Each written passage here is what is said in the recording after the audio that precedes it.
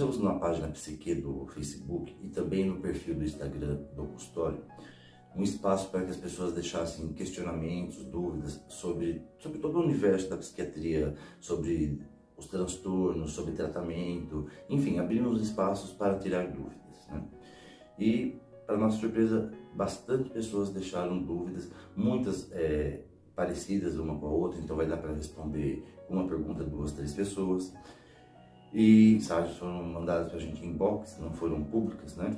Então eu vou preservar o nome dessas pessoas e vou criar aí um nome fictício para que a gente possa conversar um pouquinho sobre esses questionamentos que nos foram enviados. Vejam, a primeira pergunta vem da Raquel. Ela diz assim: por que se fala muito pouco ou por que se tem certo desconforto de falar em transtorno mental?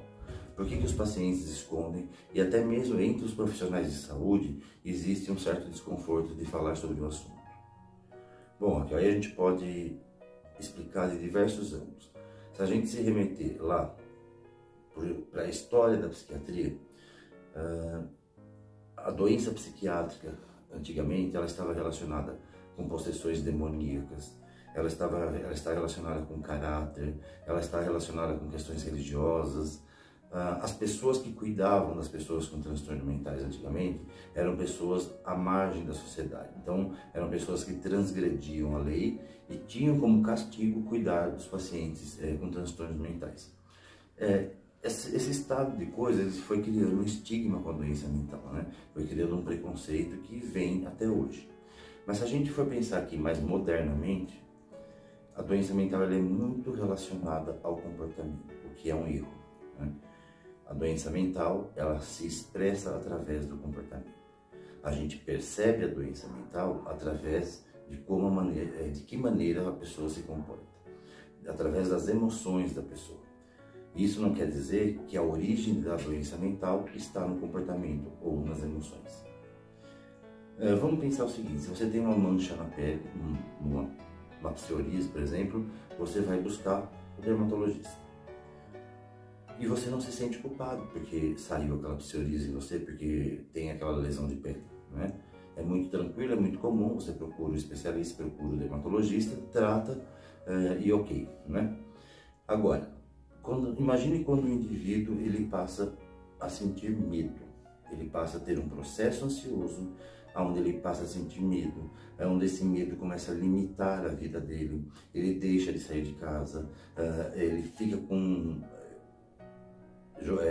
antecipando o futuro com coisas muito trágicas e sofridas. Ele mesmo pensa: nossa, o que será que é isso? Isso é coisa da minha cabeça. Ele já começa então com a velha frase: é coisa da minha cabeça, eu sou fraco, eu não posso, é coisa da minha personalidade. E aí vêm os outros e dizem: tira isso da cabeça, você pode se livrar disso. E quando o indivíduo ele se dá de cara que é impossível ele se livrar disso de maneira sem que tenha um tratamento, sem que tenha uma ajuda psicológica e psiquiátrica, ele se sente mais fracassado ainda. Então o que ele faz? Ele esconde, ele tem vergonha, ele tem receio, ele tem desconforto, né? E existe um julgamento social também em cima da doença e do transtorno mental, né? Mas, no meu ver, é principalmente porque as pessoas relacionam doença mental, transtorno mental, com caráter, com fraqueza, com preguiça. Basta ver a questão da dependência química, né? Que é uma doença que tem, a sua causa ela é multifatorial, tem a questão bioquímica, tem a questão hereditária genética, tem a questão do meio, né? Mas a maioria das pessoas, quando vê um dependente químico, é um nóia, ele é fraco, ele não tem coragem para a vida, enfim, os julgamentos eles são muito cruéis, certo? Então é por isso que as pessoas tendem a esconder, e no meio médico também tem isso, mas por pura ignorância, por pura falta de intimidade com o assunto, tá? Então acho que essa questão está respondida. O que é um transtorno de personalidade?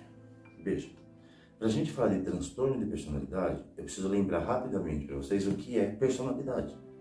Então, personalidade, ela engloba desde a maneira como o indivíduo se veste, a maneira como ele fala, o sotaque que ele usa, a maneira como ele vivencia as emoções, dele, a maneira como ele responde ao mundo, a maneira como ele se relaciona com o mundo, tudo isso dá uma característica singular para esse indivíduo. A personalidade ela é formada da infância, né, 0 ano, até mais ou menos o início da vida adulta. De país para país isso muda, né? Tem teorias que começa a formação já intrauterina até mais ou menos o início da vida adulta. Então não se pode falar de transtorno de personalidade quando o paciente ainda não tem 18 anos, porque até lá essa personalidade ainda ela está em formação. Mas se a personalidade é uma característica ímpar, singular de cada um de nós, quando eu digo transtorno de personalidade, eu estou dizendo que essa característica, né, ímpar e singular dessa pessoa, ela tem que necessariamente trazer prejuízo, sofrimento para ela ou para outros, né? E ela precisa ser de maneira contínua, porque se é uma maneira da pessoa ser, ela não vai ser assim hoje, amanhã não é mais, né? Então não é um transtorno de personalidade. O transtorno de personalidade, ele é contínuo. A pessoa tem aquela maneira de ser, ela tem aquele mecanismo de funcionamento e não muda, ok? E aí a gente tem diversos transtornos de personalidade que são classificados em clusters, né? E aí eu vou falar de duas aí um pouquinho, muito rapidamente, que é a transtorno de personalidade borderline, o transtorno de personalidade antissocial, o transtorno de personalidade narcisista. E esses transtornos eles trazem prejuízo, esses transtornos eles trazem sofrimento, esses transtornos trazem grande dor emocional e existencial, porque se é a maneira do indivíduo ser, sozinho ele não vai conseguir mudar essa maneira de vivenciar essa personalidade tão difícil. Vamos falar um pouquinho então do transtorno de personalidade borderline. Tem a doutora Ana Beatriz Barbosa que escreveu um livro que chama Mentes que Amam Demais. Veja, mentes que amam demais. Então já dá para a gente pensar que os borderlines são essencialmente emoção, né? O borderline ele tem um vazio existencial, uma inquietude, uma falta de algo, mas a principal característica que define a personalidade borderline é a instabilidade emocional, é a dificuldade de lidar com rejeição e frustração, né? É o medo da perda e essa questão de se sentir incompleto, de não se sentir legitimado se não estiver vivenciando uma relação com uma outra pessoa. O problema disso é que o borderline, ele entrega na mão da outra pessoa a responsabilidade da felicidade dele, né? Ele vai preencher essa falha existencial, esse buraco existencial, quando ele está se relacionando. E aí, quando ele perde essa relação, ou então quando ele é frustrado dentro dessa relação, e que normalmente ele é frustrado por quê? Porque ele faz uma hipervalorização do outro. Ele faz um desenho do outro muito melhor do que o outro é. E quando ele percebe que aquele desenho dele não condiz com a realidade, então ele também se frustra de maneira muito patológica, né? E aí eu tenho dois tipos de transtorno de personalidade borderline, o implosivo e o explosivo. O implosivo, quando ele entra em sofrimento por uma frustração ou por uma rejeição, ele começa a ter comportamentos autodestrutivos. E o explosivo, ele passa a ter então comportamentos agressivos para o objeto do afeto que ele tem, tá certo? Então assim, é um indivíduo extremamente carente, né? E aí a gente pode ver carência como, coitadinho, ele é carente de carinho, ou também a gente pode ver carência como um egoísmo, né? E de responsabilizar o outro para que ele preencha todas as lacunas que eu não quero olhar, todos os buracos que eu não quero ver, que são meus e que eu precisaria elaborar, né?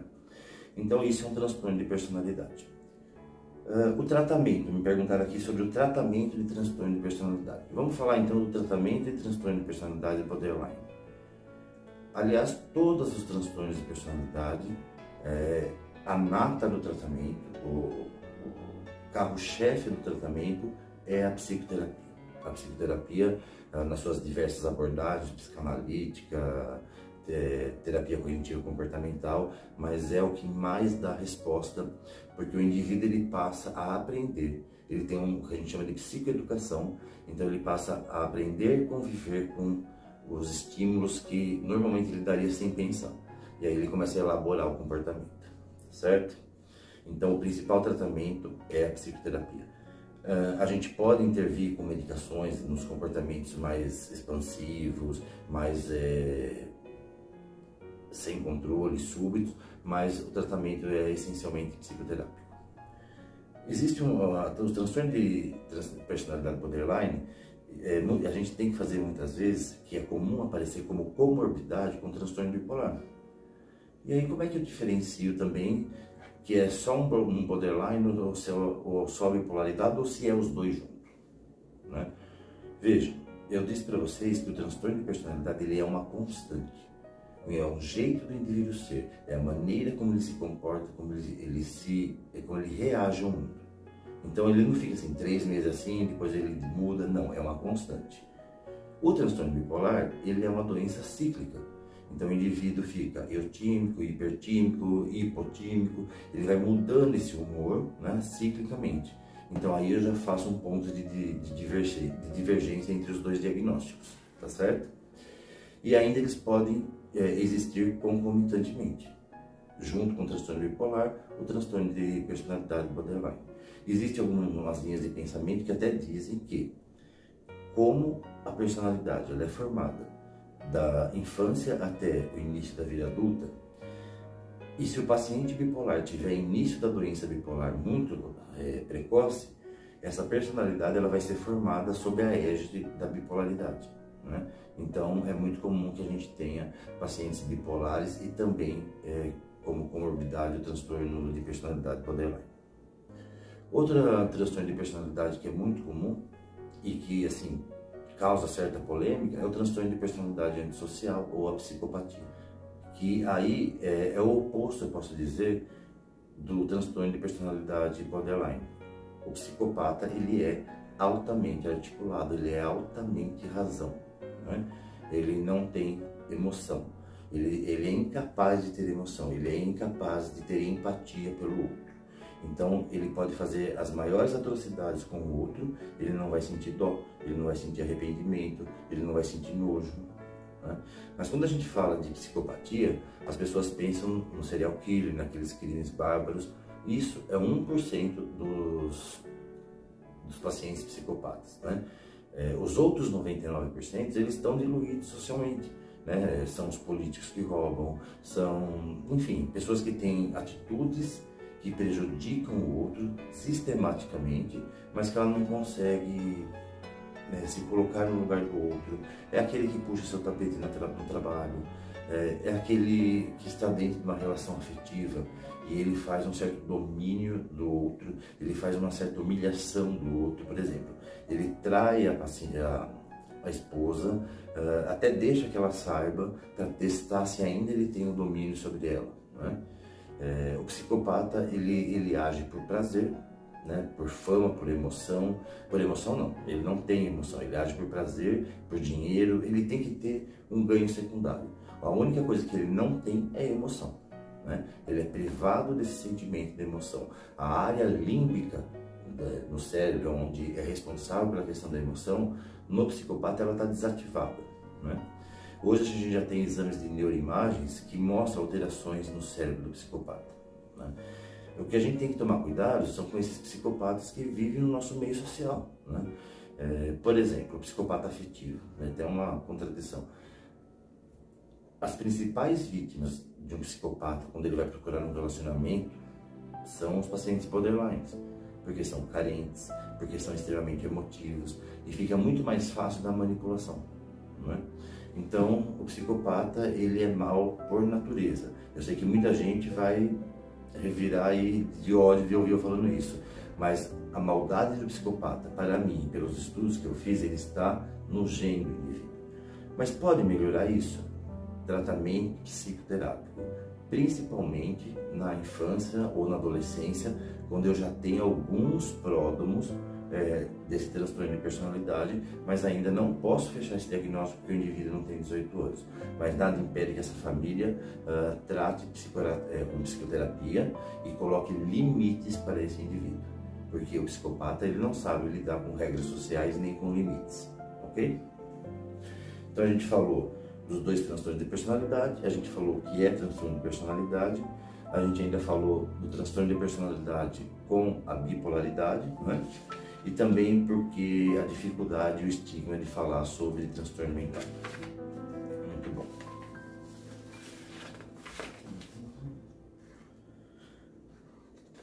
Vamos lá, veio uma outra pergunta aqui que está assim: doutor, recebi diagnóstico de TAB, transtorno afetivo bipolar, mas nunca tive euforia, nunca fiz compras absurdas, nunca tive hipersexualização. Será que esse diagnóstico está correto? Pode estar correto, né? Vamos lá, eu tenho o transtorno afetivo bipolar tipo 1 e tenho o transtorno afetivo bipolar tipo 2.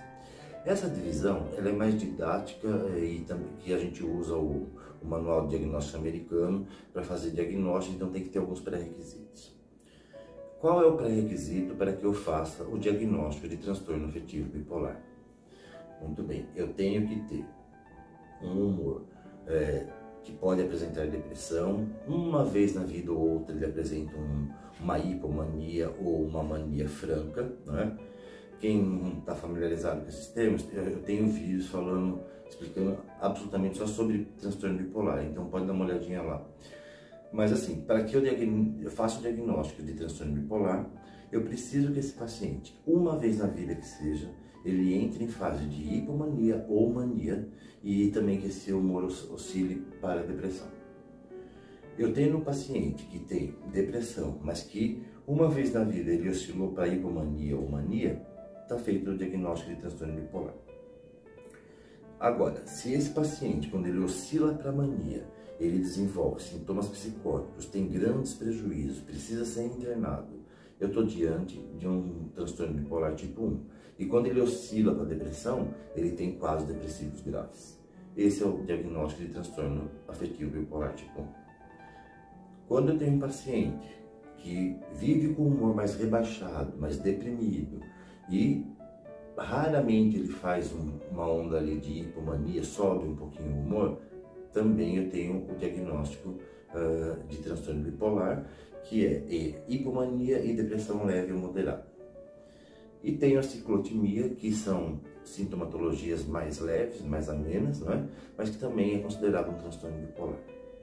Então, assim, eu posso ser um paciente com transtorno bipolar tipo 2, que meu humor cicla em hipomania e depressão leve e moderada, eu não vou ter esses surtos de compras exageradas, quadros psicóticos, hipersexualização, que é mais comum lá na mania, né, franca, mas eu vou ter uma hipomania. É aí que mora a dificuldade de se fazer diagnóstico, porque é difícil você reconhecer, até mesmo o paciente reconhecer na vida dele, um episódio de hipomania, porque a hipomania ela pode se apresentar com uma irritabilidade, com aceleração do pensamento, com um quadro ansioso, uma compulsão alimentar, mas não é algo que denota que aquele indivíduo está com um transtorno mental. Muitas vezes fala, ele está ansioso, ele está nervoso, e aí depois ele volta para um quadro depressivo leve, que não tira a funcionalidade dele enquanto indivíduo, enquanto cidadão, não é? Então ele nunca fez quadros agudos de mania, com hipersexualização, com alteração do pensamento, com alteração da realidade, mas ele tem uma oscilação do humor entre a hipomania e a depressão, não é? Muitas vezes esses pacientes eles são diagnosticados como depressivos, né? E aí começa o tratamento de maneira errada só com antidepressivos, sem estabilizador de humor, e aí é um assunto para um outro vídeo, porque isso é bastante danoso para o paciente. Mas pode sim, mesmo sem esses sintomas que você me citou aqui, pode ser bipolar? Pode. A gente tem pacientes que viveram a vida no quadro deprimido, depressivo, uma vez fizeram uma hipomania, então é considerado bipolaridade, mas se você olhar para aquele paciente, o quadro depressivo dele é o que mais perdura ali durante o desenrolar da doença, tá bom? Doutor, como eu posso diferenciar a tristeza da depressão? Essa é uma pergunta que até mesmo nós médicos a gente tem que ficar se perguntando e ver se estamos conseguirem fazer isso de maneira técnica e bem clara, porque é essencial para o tratamento dos transtornos de humor, principalmente o transtorno depressivo, que eu saiba o que é tristeza e que eu saiba o que é depressão, né? Até porque hoje nós estamos na moda, no modismo de que não se é triste, que não se pode ser triste, que é feio ter tristeza. A gente não pode declarar nossa tristeza. As pessoas têm dificuldade de chorar, as pessoas têm dificuldade de demonstrar a tristeza ou o afeto, né? Porque isso é encarado hoje na sociedade moderna como fraqueza, como desequilíbrio, né?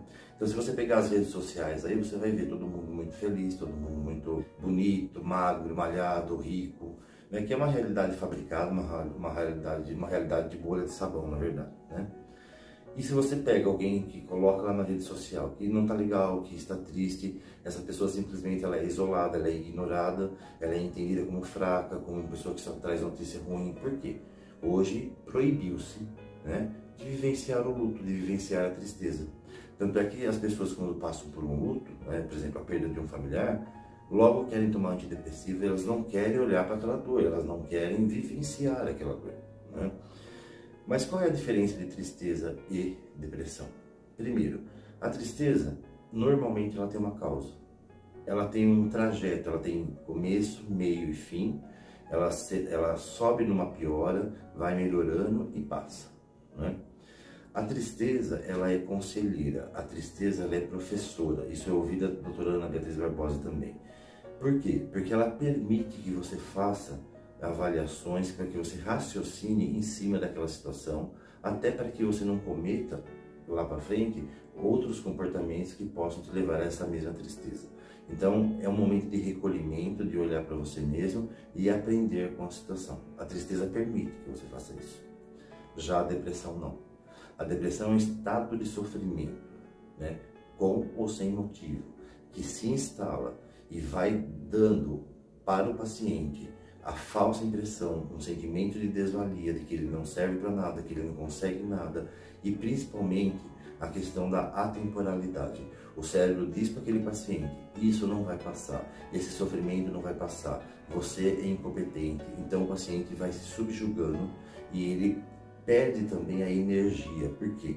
A depressão, os transtornos de humor também estão relacionados com a questão da energia cerebral. Então ele fica com indisposição física, com falta de energia psíquica também, não é? Então aí ele não é uma condição que ele consiga aprender com essa tristeza. É uma tristeza inútil, uma tristeza que só machuca, uma tristeza que pode levar à morte, né? Então essa é a diferença de tristeza e depressão. E quando a gente fala de depressão, ela tem que ser tratada. Tá? Também não vamos medicalizar a tristeza.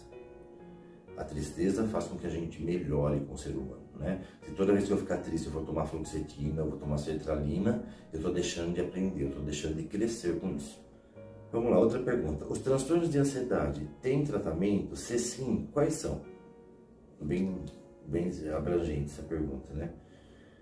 Sim, os transtornos de ansiedade, eles têm tratamento, né?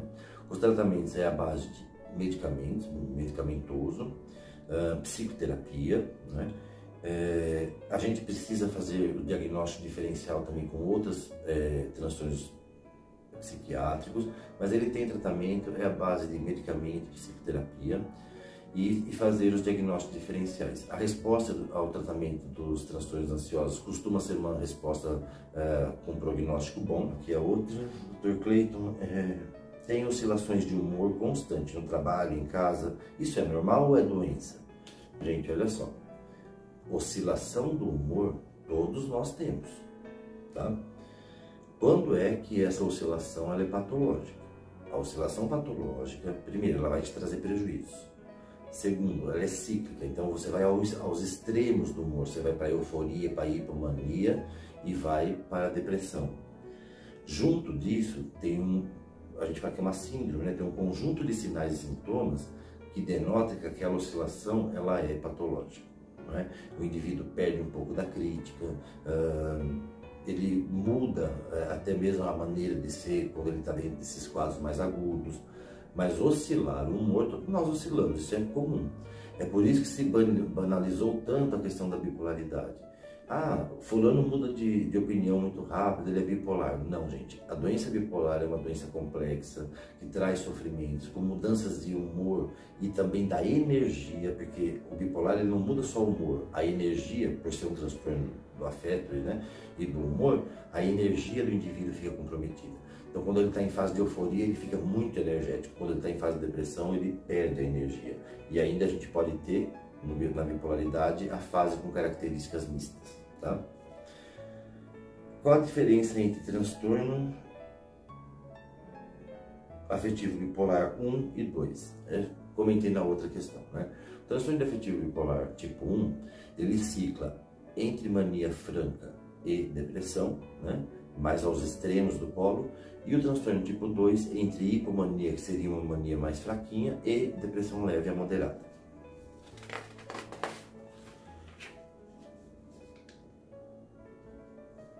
Vai ter uma outra pergunta assim: por que os pacientes borderline não têm sorte na vida afetiva? Aí acho que eu respondi quando a gente falou de borderline. É possível mesmo tratamento de transtorno bipolar e ainda assim não ter melhora ou evoluir com recaídas? Sim. Ela está me perguntando se é possível tratar o transtorno bipolar e aí, mesmo assim, você ter recaídas, não ter melhoras e precisar abrir mão de outras terapêuticas. Sim. Vejam, isso depende muito do tempo de doença, né? Se esse paciente já foi tratado de maneira errada, por exemplo, tomou muito antidepressivo, estimulantes, achando que era uma depressão, então diminui a resposta desse tratamento. Depende muito da adesão do paciente ao tratamento, porque construir a estabilidade dentro do transtorno afetivo bipolar não é apenas tomar remédio. É dormir bem, é se alimentar bem, fazer atividade física, é não usar drogas psicoativas. E aí a gente vai construindo uma estabilidade até que o paciente fica assintomático, ou então pelo menos com sintomas que não comprometem a funcionalidade dele. Tá? Mas é possível sim a resposta ser pobre com prognóstico ruim. Depressão tem cura? E por que quando estamos deprimidos temos vontade de acabar com tudo? Esse acabar com tudo, gente, é muito perigoso, porque essa é uma fala do paciente deprimido quando ele está dizendo: olha, eu não aguento mais a dor. Eu vou precisar acabar com a minha vida para parar de sentir isso. Então, essa fala a gente precisa ficar bastante atento, tá? Depressão tem cura? Isso é relativo, gente. Então, tem lá um paciente que está no seu primeiro episódio depressivo, respondeu bem ao tratamento, a gente tirou a medicação e ele não teve mais nenhum episódio depressivo, ok, teoricamente curou. Mas quando a gente tem a presença de um episódio depressivo, a gente já aumenta a chance de ter o segundo. Quando a gente tem o segundo, a gente aumenta ainda mais a chance de ter o terceiro. Então, a gente pode ter cura sustentada, que é isso. Eu deixo uma medicação para aquele paciente e aí ele não tem mais sintomatologia, tá? E por que a gente tem vontade de acabar com tudo? Novamente entra aquela questão da atemporalidade, né? O cérebro dizendo para você: olha, essa dor que você está sentindo agora vai ser para sempre. E aí isso leva a uma saída. Qual é a saída? Eu me mato e não sinto mais. Mas na verdade esse paciente ele não quer se matar, ele quer acabar com a dor. Por que a medicação não me faz efeito? Sou bipolar e continuo ansiosa, continuo tendo rituais de toque, e mesmo tratando a bipolaridade que meu psiquiatra disse que é uma comorbidade, ainda continua assim. Bom, primeiro precisa saber quanto tempo essa pessoa ela demorou para fazer o tratamento correto do transtorno de humor. Segundo, que é muito comum a bipolaridade cursar com comorbidades, como transtorno de ansiedade, transtorno de uso de substâncias psicoativas. Então, assim, quanto mais comorbidades eu tenho, mais difícil fica o tratamento. Quanto mais tempo de doença eu tenho, mais difícil fica o tratamento. Quanto mais errado foi tratada essa doença, a resposta ainda é mais difícil. Mas tem tratamento, tem que fazer reajuste nos tratamentos. A gente pode abrir mão de eletroestimulação magnética, eletroconvulsoterapia. O que não pode é ficar estacionado. Mas, infelizmente, existe algum quadro com manejo muito mais difícil, com um prognóstico um pouco mais sombrio, tá? Mas na maioria das vezes, na grande maioria das vezes, o prognóstico é muito bom. Olha aqui, tem o TAG, que é transtorno de ansiedade generalizada, mas sempre que inicio o tratamento, pioro, apresentando náuseas, vômitos, diarreia, dor de cabeça, e aí paro o tratamento. Gente, todo transtorno de ansiedade, ele normalmente gera sintomas psicossomáticos. Quando o indivíduo começa, quando ele vai iniciar um tratamento, o nível de ansiedade dele sobe, até porque ele está começando um tratamento novo, ele vai tomar remédio, ele tem medo de tomar remédio. Como essa ansiedade sobe no início, a sintomatologia psicossomática também piora, não é? Que é isso que ela descreveu aqui. E aí o paciente ansioso, ele direciona essa piora ao remédio, e aí ele para de tomar o remédio. Por isso que é muito difícil tratar o paciente ansioso, porque ele desconfia do remédio e abraça a doença. Mas não é culpa dele, é papel do médico dele, é papel do terapeuta dele fazer com que ele entenda que aqueles sintomas são filhos da ansiedade, são filhos do transtorno e não da medicação. Gente, eu tenho mais aqui umas 5 perguntas sobre sociopatia, enfim, mas acho que a gente já se estendeu bastante, então vamos fazer um segundo vídeo para a gente responder essas perguntas. Eu gostaria que vocês deixassem mais questionamentos aí, alguma coisa que vocês não entenderam, para a gente retomar a conversa, tá certo? Então, deixe sugestões para nós, tragam assuntos que a gente possa discutir, e vou pedir aí para vocês que se inscrevam no nosso canal, acionem o sino aí para que vocês recebam novas notificações e ajudem a gente a divulgar essas informações sobre saúde mental. Um grande abraço e até o próximo vídeo. Olá pessoal, nós deixamos na página Psique do Facebook e também no perfil do Instagram do consultório um espaço para que as pessoas deixassem questionamentos, dúvidas sobre todo o universo da psiquiatria, sobre os transtornos, sobre tratamento, enfim, abrimos espaços para tirar dúvidas, né? E, para nossa surpresa, bastante pessoas deixaram dúvidas, muitas parecidas uma com a outra, então vai dar para responder uma pergunta, 2, 3 pessoas. E mensagens foram mandadas para a gente em inbox, não foram públicas, né? Então eu vou preservar o nome dessas pessoas e vou criar aí um nome fictício para que a gente possa conversar um pouquinho sobre esses questionamentos que nos foram enviados. Vejam, a primeira pergunta vem da Raquel. Ela diz assim: por que se fala muito pouco ou por que se tem certo desconforto de falar em transtorno mental? Por que os pacientes escondem, e até mesmo entre os profissionais de saúde existe um certo desconforto de falar sobre o assunto? Bom, aqui aí a gente pode explicar de diversos ângulos. Se a gente se remeter lá para a história da psiquiatria, a doença psiquiátrica antigamente ela estava relacionada com possessões demoníacas, ela está relacionada com caráter, ela está relacionada com questões religiosas. As pessoas que cuidavam das pessoas com transtornos mentais antigamente eram pessoas à margem da sociedade. Então, eram pessoas que transgrediam a lei e tinham como castigo cuidar dos pacientes com transtornos mentais. Esse estado de coisas foi criando um estigma com a doença mental, né? Foi criando um preconceito que vem até hoje. Mas se a gente for pensar aqui mais modernamente, a doença mental ela é muito relacionada ao comportamento, o que é um erro, né? A doença mental, ela se expressa através do comportamento. A gente percebe a doença mental através de que maneira a pessoa se comporta, através das emoções da pessoa.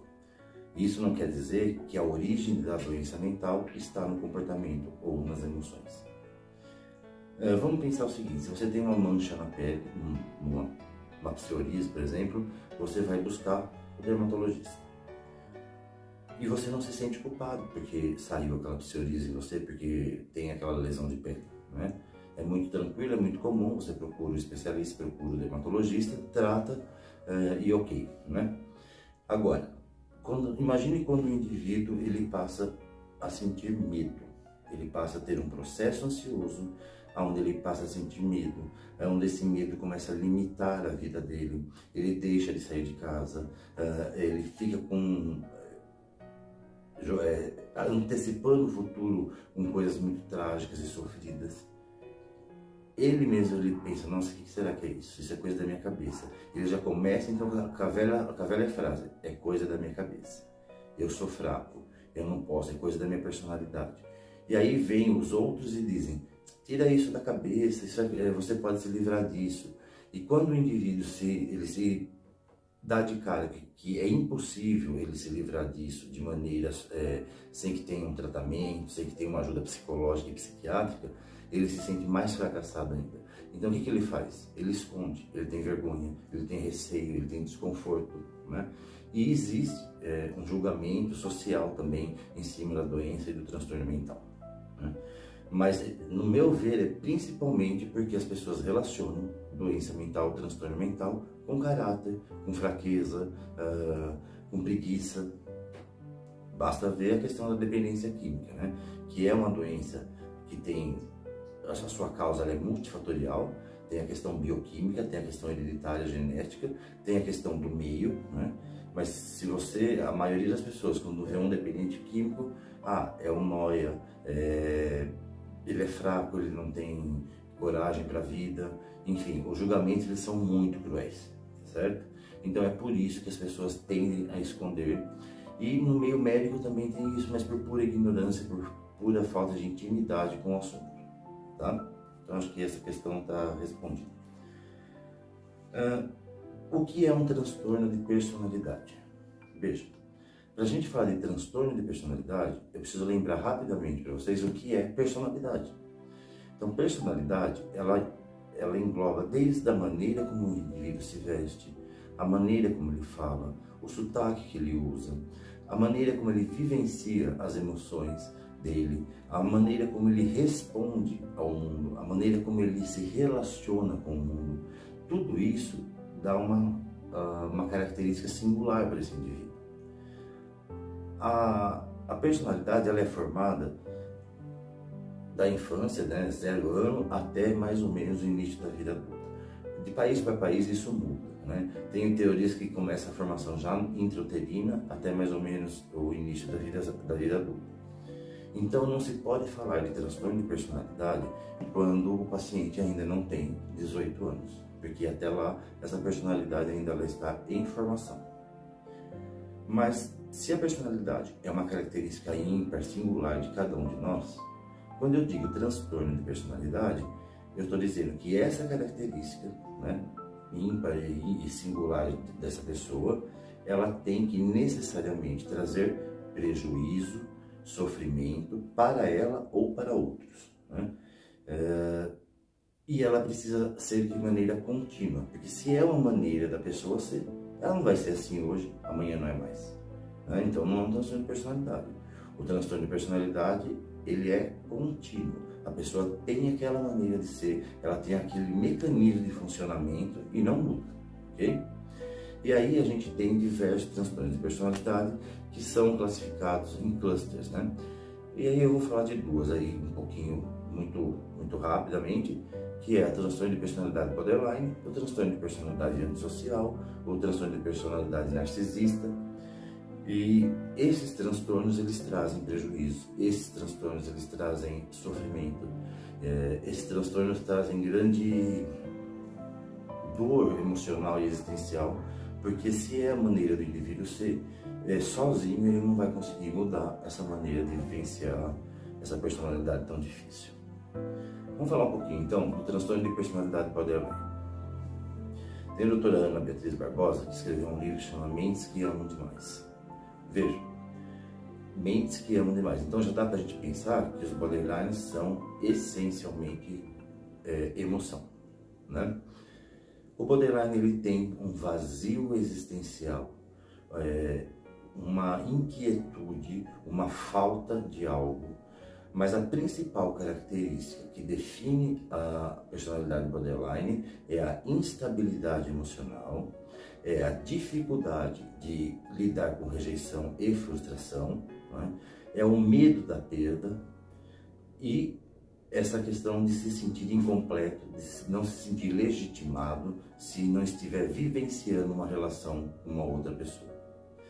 O problema disso é que o borderline, ele impele, ele entrega na mão da outra pessoa a responsabilidade da felicidade dele, né? Ele já preenche essa falha existencial, esse buraco existencial, quando ele está se relacionando. E aí, quando ele perde essa relação, ou então quando ele é frustrado dentro dessa relação, e que normalmente ele é frustrado por quê? Porque ele faz uma hipervalorização do outro. Ele faz um desenho do outro muito melhor do que o outro é. E quando ele percebe que aquele desenho dele não condiz com a realidade, então ele também se frustra de maneira muito patológica, né? E aí eu tenho dois tipos de transtorno de personalidade borderline, o implosivo e o explosivo. O implosivo, quando ele entra em sofrimento por uma frustração ou por uma rejeição, ele começa a ter comportamentos autodestrutivos. E o explosivo, ele passa a ter então comportamentos agressivos para o objeto do afeto que ele tem, tá certo? Então assim, é um indivíduo extremamente carente, né?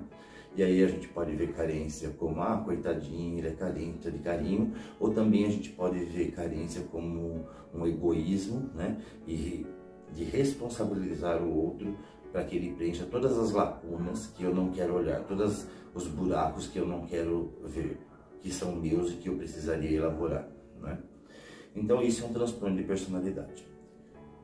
O tratamento, me perguntaram aqui sobre o tratamento de transtorno de personalidade. Vamos falar então do tratamento de transtorno de personalidade borderline. Aliás, todos os transtornos de personalidade, a nata do tratamento, o carro-chefe do tratamento é a psicoterapia. A psicoterapia, nas suas diversas abordagens, psicanalítica, terapia cognitivo-comportamental, mas é o que mais dá resposta, porque o indivíduo ele passa a aprender, ele tem o que a gente chama de psicoeducação, então ele passa a aprender a conviver com os estímulos que normalmente ele daria sem pensar, e aí ele começa a elaborar o comportamento, certo? Então o principal tratamento é a psicoterapia. A gente pode intervir com medicações nos comportamentos mais expansivos, mais sem controle, súbitos, mas o tratamento é essencialmente psicoterápico. Existe o transtorno de personalidade borderline, a gente tem que fazer muitas vezes, que é comum aparecer como comorbidade com transtorno bipolar. E aí como é que eu diferencio também que é só um borderline ou só bipolaridade ou se é os dois juntos, né? Veja, eu disse para vocês que o transtorno de personalidade ele é uma constante. É um jeito do indivíduo ser, é a maneira como ele se comporta, como ele reage ao mundo. Então ele não fica assim 3 meses assim, depois ele muda, não, é uma constante. O transtorno bipolar, ele é uma doença cíclica. Então o indivíduo fica eutímico, hipertímico, hipotímico, ele vai mudando esse humor, né, ciclicamente. Então aí eu já faço um ponto de divergência entre os dois diagnósticos, tá certo? E ainda eles podem existir concomitantemente, junto com o transtorno bipolar, o transtorno de personalidade borderline.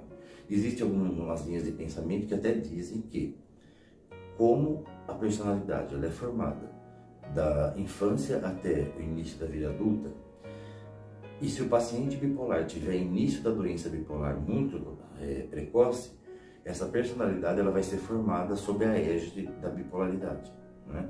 Então é muito comum que a gente tenha pacientes bipolares e também como comorbidade o transtorno de personalidade borderline. Outro transtorno de personalidade que é muito comum e que assim causa certa polêmica é o transtorno de personalidade antissocial ou a psicopatia, que aí é o oposto, eu posso dizer, do transtorno de personalidade borderline. O psicopata ele é altamente articulado, ele é altamente razão, né? Ele não tem emoção, ele é incapaz de ter emoção, ele é incapaz de ter empatia pelo outro. Então ele pode fazer as maiores atrocidades com o outro, ele não vai sentir dó, ele não vai sentir arrependimento, ele não vai sentir nojo, né? Mas quando a gente fala de psicopatia, as pessoas pensam no serial killer, naqueles crimes bárbaros. Isso é 1% dos pacientes psicopatas, né? Os outros 99% eles estão diluídos socialmente, né? São os políticos que roubam, são, enfim, pessoas que têm atitudes que prejudicam o outro sistematicamente, mas que ela não consegue se colocar no lugar do outro. É aquele que puxa seu tapete no trabalho, é aquele que está dentro de uma relação afetiva e ele faz um certo domínio do outro, ele faz uma certa humilhação do outro. Por exemplo, ele trai a esposa, até deixa que ela saiba para testar se ainda ele tem o domínio sobre ela, né? O psicopata ele age por prazer, né? Por fama, por emoção não, ele não tem emoção, ele age por prazer, por dinheiro, ele tem que ter um ganho secundário. A única coisa que ele não tem é emoção, né? Ele é privado desse sentimento de emoção. A área límbica no cérebro, onde é responsável pela questão da emoção, no psicopata ela está desativada, né? Hoje a gente já tem exames de neuroimagens que mostram alterações no cérebro do psicopata, né? O que a gente tem que tomar cuidado são com esses psicopatas que vivem no nosso meio social, né? Por exemplo, o psicopata afetivo, né? Tem uma contradição. As principais vítimas de um psicopata, quando ele vai procurar um relacionamento, são os pacientes borderlines, porque são carentes, porque são extremamente emotivos e fica muito mais fácil da manipulação, não é? Então, o psicopata, ele é mau por natureza. Eu sei que muita gente vai revirar aí de ódio de ouvir eu falando isso, mas a maldade do psicopata, para mim, pelos estudos que eu fiz, ele está no gene do indivíduo. Mas pode melhorar isso? Tratamento psicoterápico, principalmente na infância ou na adolescência, quando eu já tenho alguns pródromos desse transtorno de personalidade, mas ainda não posso fechar esse diagnóstico porque o indivíduo não tem 18 anos. Mas nada impede que essa família trate com psicoterapia e coloque limites para esse indivíduo, porque o psicopata ele não sabe lidar com regras sociais nem com limites, ok? Então a gente falou dos dois transtornos de personalidade, a gente falou o que é transtorno de personalidade, a gente ainda falou do transtorno de personalidade com a bipolaridade, né? E também porque a dificuldade e o estigma de falar sobre transtorno mental. Muito bom.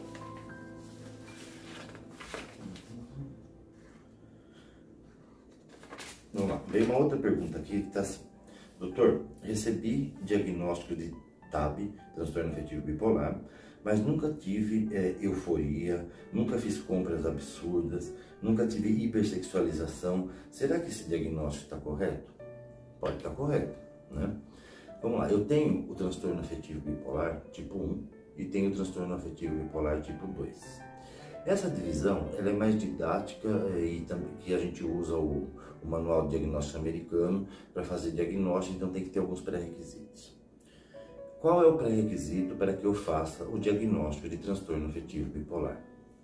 Muito bem, eu tenho que ter um humor que pode apresentar depressão, uma vez na vida ou outra ele apresenta uma hipomania ou uma mania franca, não é? Quem não está familiarizado com esses termos, eu tenho vídeos explicando absolutamente só sobre transtorno bipolar, então pode dar uma olhadinha lá. Mas assim, para que eu faça o diagnóstico de transtorno bipolar, eu preciso que esse paciente, uma vez na vida que seja, ele entre em fase de hipomania ou mania e também que esse humor oscile para a depressão. Eu tenho um paciente que tem depressão, mas que uma vez na vida ele oscilou para hipomania ou mania, está feito o diagnóstico de transtorno bipolar.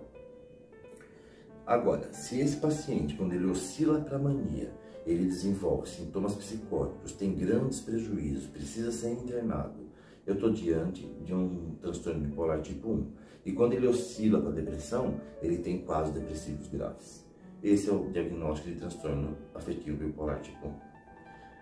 Quando eu tenho um paciente que vive com o humor mais rebaixado, mais deprimido, e raramente ele faz uma onda ali de hipomania, sobe um pouquinho o humor, também eu tenho o diagnóstico de transtorno bipolar, que é hipomania e depressão leve ou moderada. E tenho a ciclotimia, que são sintomatologias mais leves, mais amenas, não é?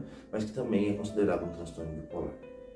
Então, assim, eu posso ser um paciente com transtorno bipolar tipo 2, que meu humor cicla em hipomania e depressão leve e moderada, eu não vou ter esses surtos de compras exageradas, quadros psicóticos, hipersexualização, que é mais comum lá na mania, né, franca, mas eu vou ter uma hipomania. É aí que mora a dificuldade de se fazer diagnóstico, porque é difícil você reconhecer, até mesmo o paciente reconhecer na vida dele, um episódio de hipomania, porque a hipomania ela pode se apresentar com uma irritabilidade, com aceleração do pensamento, com um quadro ansioso, uma compulsão alimentar, e mas não é algo que denota que aquele indivíduo está com um transtorno mental. Muitas vezes fala, ele está ansioso, ele está nervoso, e aí depois ele volta para um quadro depressivo leve, que não tira a funcionalidade dele enquanto indivíduo, enquanto cidadão, não é? Então ele nunca fez quadros agudos de mania, com hipersexualização, com alteração do pensamento, com alteração da realidade, mas ele tem uma oscilação do humor entre a hipomania e a depressão, não é? Muitas vezes esses pacientes eles são diagnosticados como depressivos, né? E aí começa o tratamento de maneira errada só com antidepressivos, sem estabilizador de humor, e aí é um assunto para um outro vídeo, porque isso é bastante danoso para o paciente. Mas pode sim, mesmo sem esses sintomas que você me citou aqui, pode ser bipolar? Pode. A gente tem pacientes que viveram a vida no quadro deprimido, depressivo, uma vez fizeram uma hipomania, então é considerado bipolaridade, mas se você olhar para aquele paciente, o quadro depressivo dele é o que mais perdura ali durante o desenrolar da doença, tá bom? Doutor, como eu posso diferenciar a tristeza da depressão? Essa é uma pergunta que até mesmo nós médicos a gente tem que ficar se perguntando e ver se estamos conseguindo fazer isso de maneira técnica e bem clara, porque é essencial para o tratamento dos transtornos de humor, principalmente o transtorno depressivo, que eu saiba o que é tristeza e que eu saiba o que é depressão, né? Até porque hoje nós estamos na moda, no modismo de que não se é triste, que não se pode ser triste, que é feio ter tristeza, a gente não pode declarar nossa tristeza. As pessoas têm dificuldade de chorar, as pessoas têm dificuldade de demonstrar a tristeza ou o afeto, né? Porque isso é encarado hoje na sociedade moderna como fraqueza, como desequilíbrio, né? Então, se você pegar as redes sociais, aí você vai ver todo mundo muito feliz, todo mundo muito bonito, magro, malhado, rico, né? Que é uma realidade fabricada, uma realidade de bolha de sabão, na verdade, né? E se você pega alguém que coloca lá na rede social que não está legal, que está triste, essa pessoa simplesmente ela é isolada, ela é ignorada, ela é entendida como fraca, como uma pessoa que só traz notícia ruim. Por quê? Hoje proibiu-se, né, de vivenciar o luto, de vivenciar a tristeza. Tanto é que as pessoas quando passam por um luto, né, por exemplo, a perda de um familiar, logo querem tomar antidepressivo, elas não querem olhar para aquela dor, elas não querem vivenciar aquela dor, né? Mas qual é a diferença de tristeza e depressão? Primeiro, a tristeza, normalmente ela tem uma causa. Ela tem um trajeto, ela tem começo, meio e fim. Ela sobe numa piora, vai melhorando e passa, né? A tristeza, ela é conselheira. A tristeza, ela é professora. Isso eu ouvi da doutora Ana Beatriz Barbosa também. Por quê? Porque ela permite que você faça avaliações, para que você raciocine em cima daquela situação, até para que você não cometa lá para frente outros comportamentos que possam te levar a essa mesma tristeza. Então é um momento de recolhimento, de olhar para você mesmo e aprender com a situação. A tristeza permite que você faça isso. Já a depressão não. A depressão é um estado de sofrimento, né, com ou sem motivo, que se instala e vai dando para o paciente a falsa impressão, um sentimento de desvalia, de que ele não serve para nada, que ele não consegue nada, e principalmente a questão da atemporalidade. O cérebro diz para aquele paciente, isso não vai passar, esse sofrimento não vai passar, você é incompetente. Então o paciente vai se subjugando e ele perde também a energia. Por quê? A depressão, os transtornos de humor também estão relacionados com a questão da energia cerebral. Então ele fica com indisposição física, com falta de energia psíquica também, não é? Então ele não é uma condição que ele consiga aprender com essa tristeza. É uma tristeza inútil, uma tristeza que só machuca, uma tristeza que pode levar à morte, né? Então essa é a diferença de tristeza e depressão. E quando a gente fala de depressão, ela tem que ser tratada. Tá? Também não vamos medicalizar a tristeza. A tristeza faz com que a gente melhore com o ser humano, né? Se toda vez que eu ficar triste eu vou tomar fluoxetina, eu vou tomar sertralina, eu estou deixando de aprender, eu estou deixando de crescer com isso. Vamos lá, outra pergunta. Os transtornos de ansiedade têm tratamento? Se sim, quais são? Bem abrangente essa pergunta, né? Sim, os transtornos de ansiedade, eles têm tratamento, né? Os tratamentos é a base de medicamentos, medicamentoso, psicoterapia, né? A gente precisa fazer o diagnóstico diferencial também com outros transtornos psiquiátricos, mas ele tem tratamento, é a base de medicamento, psicoterapia e fazer os diagnósticos diferenciais. A resposta ao tratamento dos transtornos ansiosos costuma ser uma resposta com prognóstico bom, que é outra. Dr. Clayton, tem oscilações de humor constante no trabalho, em casa. Isso é normal ou é doença? Gente, olha só. Oscilação do humor todos nós temos, tá? Quando é que essa oscilação ela é patológica? A oscilação patológica, primeiro, ela vai te trazer prejuízos. Segundo, ela é cíclica, então você vai aos extremos do humor, você vai para a euforia, para a hipomania e vai para a depressão. Junto disso, a gente vai ter uma síndrome, né? Tem um conjunto de sinais e sintomas que denota que aquela oscilação ela é patológica. Não é? O indivíduo perde um pouco da crítica, ele muda até mesmo a maneira de ser quando ele está dentro desses quadros mais agudos.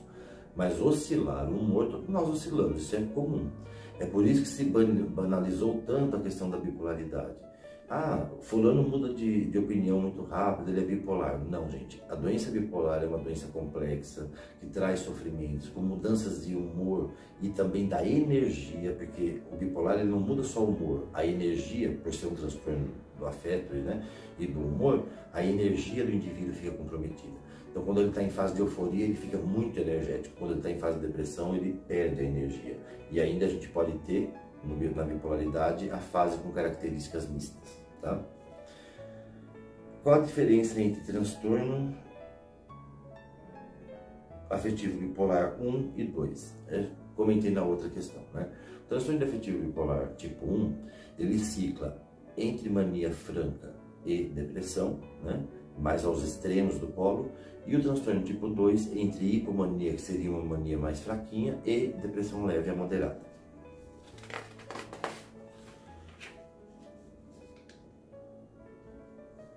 Vai ter uma outra pergunta assim: por que os pacientes borderline não têm sorte na vida afetiva? Aí acho que eu respondi quando a gente falou de borderline. É possível mesmo tratamento de transtorno bipolar e ainda assim não ter melhora ou evoluir com recaídas? Sim. Ela está me perguntando se é possível tratar o transtorno bipolar e aí mesmo assim você ter recaídas, não ter melhoras e precisar abrir mão de outras terapêuticas. Sim. Vejam, isso depende muito do tempo de doença, né? Se esse paciente já foi tratado de maneira errada, por exemplo, tomou muito antidepressivo, estimulantes, achando que era uma depressão, então diminui a resposta desse tratamento. Depende muito da adesão do paciente ao tratamento, porque construir a estabilidade dentro do transtorno afetivo bipolar não é apenas tomar remédio. É dormir bem, é se alimentar bem, fazer atividade física, é não usar drogas psicoativas. E aí a gente vai construindo uma estabilidade até que o paciente fique assintomático, ou então pelo menos com sintomas que não comprometem a funcionalidade dele. Tá? Mas é possível sim a resposta ser pobre, com prognóstico ruim. Depressão tem cura? E por que quando estamos deprimidos temos vontade de acabar com tudo? Esse acabar com tudo, gente, é muito perigoso, porque essa é uma fala do paciente deprimido quando ele está dizendo: olha, eu não aguento mais a dor, eu vou precisar acabar com a minha vida para parar de sentir isso. Então essa fala a gente precisa ficar bastante atento, tá? Depressão tem cura? Isso é relativo, gente. Então tem lá um paciente que está no seu primeiro episódio depressivo, respondeu bem ao tratamento, a gente tirou a medicação e ele não teve mais nenhum episódio depressivo, ok, teoricamente curou. Mas quando a gente tem a presença de um episódio depressivo, a gente já aumenta a chance de ter o segundo. Quando a gente tem o segundo, a gente aumenta ainda mais a chance de ter o terceiro. Então, a gente pode ter cura sustentada, que é isso. Eu deixo uma medicação para aquele paciente e aí ele não tem mais sintomatologia, tá? E por que a gente tem vontade de acabar com tudo? Novamente entra aquela questão da atemporalidade, né? O cérebro dizendo para você: olha, essa dor que você está sentindo agora vai ser para sempre. E aí isso leva a uma saída. Qual é a saída? Eu me mato e não sinto mais. Mas na verdade esse paciente ele não quer se matar, ele quer acabar com a dor. Por que a medicação não me faz efeito? Sou bipolar e continuo ansiosa, continuo tendo rituais de toque, e mesmo tratando a bipolaridade, que meu psiquiatra disse que é uma comorbidade, ainda continua assim. Bom, primeiro precisa saber quanto tempo essa pessoa ela demorou para fazer o tratamento correto do transtorno de humor. Segundo, que é muito comum a bipolaridade cursar com comorbidades, como transtorno de ansiedade, transtorno de uso de substâncias psicoativas. Então, assim, quanto mais comorbidades eu tenho, mais difícil fica o tratamento. Quanto mais tempo de doença eu tenho, mais difícil fica o tratamento. Quanto mais errado foi tratar essa doença, a resposta ainda é mais difícil. Mas tem tratamento, tem que fazer reajuste nos tratamentos, a gente pode abrir mão de eletroestimulação magnética, eletroconvulsoterapia, o que não pode é ficar estacionado. Mas, infelizmente, existe algum quadro com manejo muito mais difícil, com um prognóstico um pouco mais sombrio, tá? Mas na maioria das vezes, na grande maioria das vezes, o prognóstico é muito bom. Olha aqui, tem o TAG, que é transtorno de ansiedade generalizada, mas sempre que inicio o tratamento, pioro, apresentando náuseas, vômitos, diarreia, dor de cabeça, e aí paro o tratamento. Gente, todo transtorno de ansiedade, ele normalmente gera sintomas psicossomáticos. Quando o indivíduo quando ele vai iniciar um tratamento, o nível de ansiedade dele sobe, até porque ele está começando um tratamento novo, ele vai tomar remédio, ele tem medo de tomar remédio. Como essa ansiedade sobe no início, a sintomatologia psicossomática também piora, não é? Que é isso que ela descreveu aqui. E aí o paciente ansioso, ele direciona essa piora ao remédio, e aí ele para de tomar o remédio. Por isso que é muito difícil tratar o paciente ansioso, porque ele desconfia do remédio e abraça a doença. Mas não é culpa dele, é papel do médico dele, é papel do terapeuta dele fazer com que ele entenda que aqueles sintomas são filhos da ansiedade, são filhos do transtorno e não da medicação. Gente, eu tenho mais aqui umas 5 perguntas sobre sociopatia, enfim, mas acho que a gente já se estendeu bastante, então vamos fazer um segundo vídeo para a gente responder essas perguntas. Eu gostaria que vocês deixassem mais questionamentos aí, alguma coisa que vocês não entenderam, para a gente retomar a conversa, tá certo? Então, deixe sugestões para nós, tragam assuntos que a gente possa discutir, e vou pedir aí para vocês que se inscrevam no nosso canal, acionem o sino aí para que vocês recebam novas notificações e ajudem a gente a divulgar essas informações sobre saúde mental. Um grande abraço e até o próximo vídeo.